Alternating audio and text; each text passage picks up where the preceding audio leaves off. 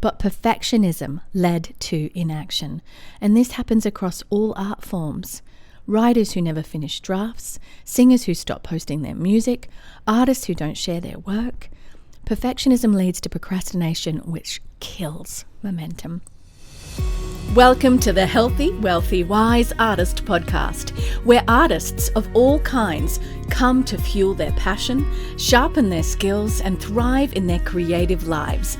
I'm your host, Lara Bianca-Pilcher, life and creativity coach and fellow artist, here to support you on your artistic journey. Whether you're a performer, writer, visual artist, or any kind of artist, this is the space for real talk, practical advice, and inspiring stories. Subscribe and join us each week for more inspiration and actionable insights to fuel your artistry. Let's dive in and get inspired.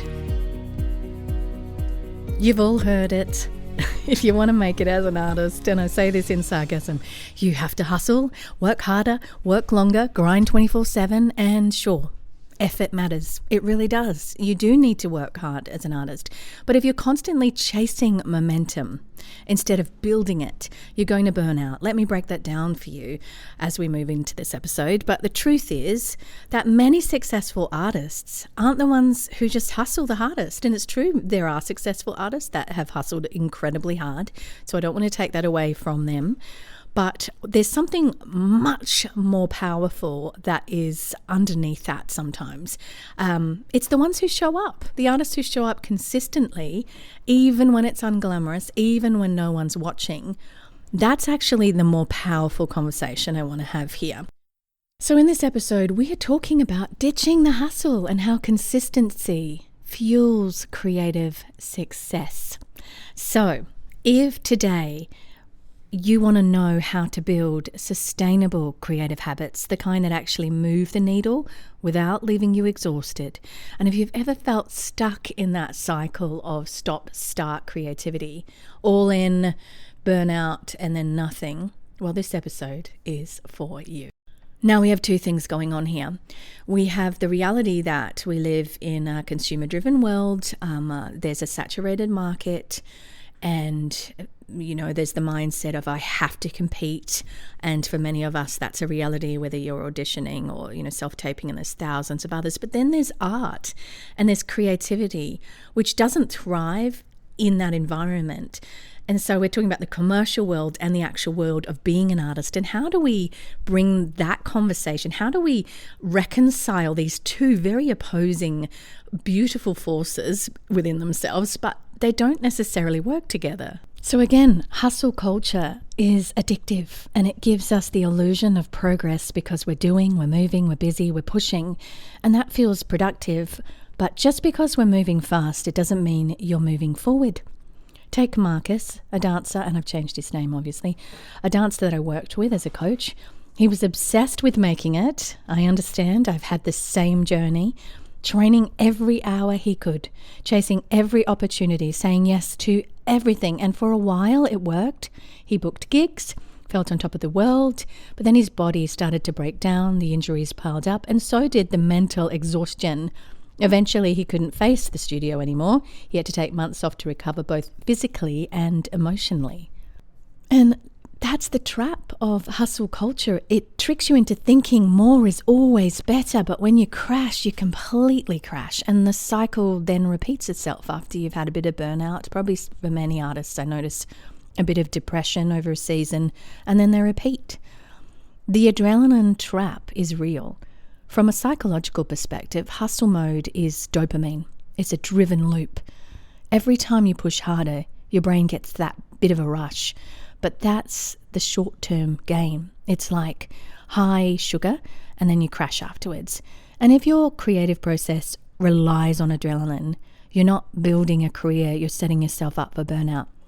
So compare that to artists who stay in the game for decades. They're not in hustle mode all the time. Some are, we'll be honest. They just keep going through the loop, the adrenaline loop that I told you about.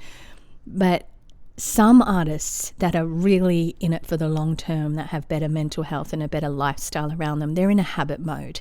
And that's about showing up steadily, without the highs and lows of the burnout. And learning how to have that consistency as an artist is rare, but so powerful, guys. So for many successful artists, consistency is what actually separates the working ones from those who never quite get there. I know an artist here, an actor in my local town, and he's consistently sent out get to know you cards to casting directors. I think every single week he does it, and he's done it for years. And this is not my suggestion to you to do this, but he's been so consistent with certain habits that he really believes are why he has the success that he has. And there's a novelist that I know too, I'll change her name to Emma, who struggled with writer's block for years. She'd go through bursts of inspiration, stay up all night writing, but then not touch her manuscript for months. Finally, she set this rule that 200 words a day, no matter what. That's like just under a page in the old A4 writing pages. I think that's about 250 words a page. But guess what? It got her through her book because the habit worked better than the bursts of inspiration. So the key isn't in working harder, it's in working steadier and sustainably.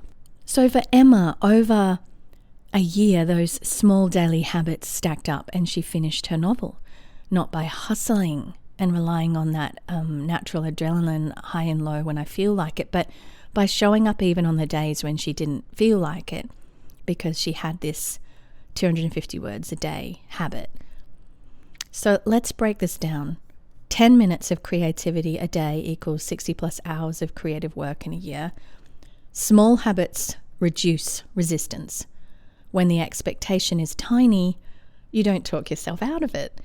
And instead of asking, do I feel inspired today? Ask, how can I show up today for my art and myself and my goals in a very small way? And that's how athletes train. They don't wait to feel like working out. They train whether they're in the mood or not. And that's something that artists can really learn from. The compound effect is very powerful to build into your life. So, how to build a creative habit that sticks?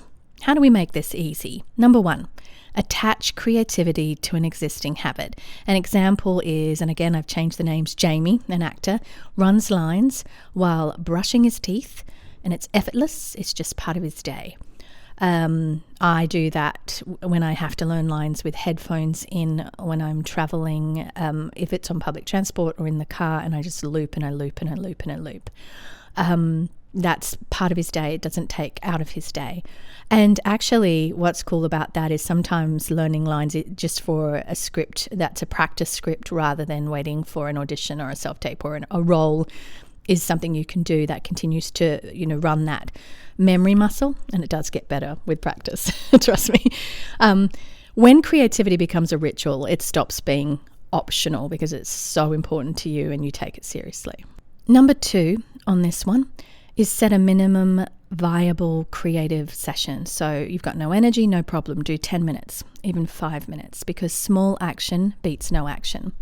The goal here is momentum, not perfection.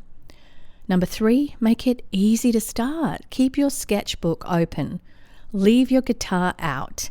Put the Pilates gear, if that's something you're doing, whether it's dance or whatever, where you're going to literally not trip over it. I don't want to encourage injuries, but you know what I mean, where you're going to see it and it's not hard. You don't have to get it out of the cupboard.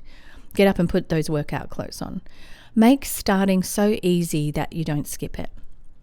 And then number 4, track consistency, not results. Example, a dancer doesn't judge progress by one class. They look at months of training, and, consistency is where we want to be tracking, not just the results of that one class. So you focus on your input, not your outcome, and celebrate. I did 10 minutes every day this week of my creative growth rather than just busy work. Fantastic. Celebrate that. So it leads me to the question, what do you do when you don't feel like creating? Because so many of us artists are very emotionally driven.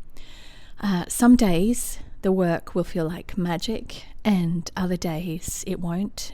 But those uninspired days are where consistency matters the most as an artist. Take Jordan. a musician who struggled with writer's block. His breakthrough, he committed to picking up his instrument every day, even if he only played for 30 seconds. And that's how small that goal was for him, 30 seconds a day, no matter what. Some days he stopped at 30 seconds, and other days that tiny start led to an hour of playing. Momentum is everything. Momentum comes from small steps. Expect the uninspired days, plan for them, and allow yourself a 30 seconds if that's all it is. A 30-second plie. A 30-second, I'm going to write one sentence. A 30-second, I'm least going to open my book. A 30-second, I'm going to look at a script today, or whatever it is that will help move forward. I'm going to pick up a brush and paint one stroke. And if you're stuck, ask, can I do one small thing today? Can I work in a different way today? Can I show up and see what happens? Just try the 30 seconds and see. Take the pressure off. Again, we're going for the power of consistency and habits over the hustle culture. Perfectionism kills consistency, guys. Perfectionism doesn't make you better, it actually makes you stuck. Your brain tells you it has to be good, and that pressure leads to avoiding the work altogether. And I'm not saying, as a person who's a former dancer, don't like saying former because I think you always are a dancer, but I was working professionally as a dancer for many years, and right now that's not the art that I'm pursuing full time. But as a dancer, perfectionism mattered to me in terms of doing ballet. There is technique that is perfect and there's technique that isn't. There is positions, and when you're doing a scale, you are going for a perfect scale with even notes between. When you're singing, you're going for that right, perfect vocal placement. So hear me, it's not about not being excellent as an artist, but it's the mindset of how perfectionism actually can keep you in a procrastination loop and can help you, that pressure of perfectionism leads to avoiding the work altogether. Be very careful. Sophie was an incredible dancer, but she was so afraid of messing up in the class that she stopped going altogether. I've been there and thought, I can't do it perfect, so I don't want to go. That was particularly for me after having children. And it stopped me going for a whole season. Sophie convinced herself that if she wasn't amazing, it wasn't worth it. That shame kept her hidden. But perfectionism led to inaction. And this happens across all art forms. Writers who never finish drafts, singers who stop posting their music, artists who don't share their work. Perfectionism leads to procrastination, which kills momentum. Perfectionism leads to procrastination, which kills momentum. Done is better than perfect, and the artists who succeed are the ones who finish. Good grief, I've been talking about this book that I've been writing. I started that with hustle culture. I was like, get it done, get it finished, and that was great. But in the end, I had so many things that were not right about it. I had lots of lessons to learn. I basically rewrote the whole thing, and then I started to get into the practice of a daily consistency habit rather than, adrenaline rush, get it done, finish, burnout, but it's not quite where I want it to be. It really does matter. These things I'm saying really do sustain you. Go for consistency over hustle. So I'm going to set you a creative challenge. Here's the takeaway. You don't need to hustle yourself into exhaustion. You don't need to wait for inspiration. You need to show up again and again, and that's where the real creative momentum happens. The challenge is, what's one small creative habit that you can start today? Think of the 30 seconds. Now, if you want more insights, read the show notes at the link in the show notes for whatever platform you're listening on. And if this resonated with you, share this episode with another artist who needs to hear it. And if you haven't already, subscribe so you don't miss the notifications of what's coming up. I am a qualified professional certified life coach with the International Coaching Federation. I work with you one-on-one. You can find out how to do that on my website or just shoot me an email. That's fine too. And you can even DM me on social media.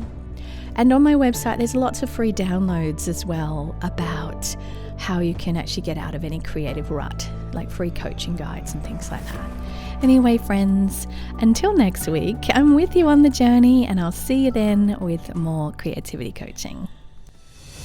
Thank you for tuning in to the Healthy, Wealthy, Wise Artist podcast. If you enjoyed today's episode, don't forget to subscribe so you'll never miss an inspiring conversation or actionable insight. You can read the show notes and learn more at larabiancapilcher.com. And be sure to share this episode with fellow artists who could use a little extra inspiration. Until next time, keep creating, stay audacious, and remember, your artistry matters.